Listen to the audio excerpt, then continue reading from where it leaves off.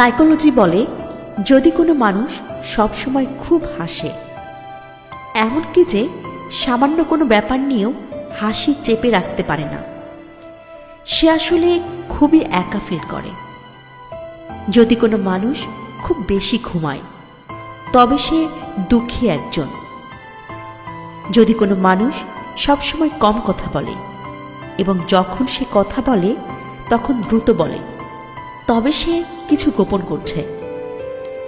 যদি কোনো মানুষ কাঁদতে না জানে বা কখনো কাঁদতে না পারে, তবে সে দুর্বল। যদি কোনো মানুষ খাওয়ার সময় সভ্যভাবে না খায়, তবে সে খুব চিন্তিত। যদি কোনো মানুষ খুব সামান্য ব্যাপারে কেঁদে ফেলে, তবে সে নরম মনের মানুষ। যদি কোনো মানুষ সামান্য ব্যাপারে ঘন ঘন রেগে যায়, তবে তার ভালোবাসা প্রয়োজন।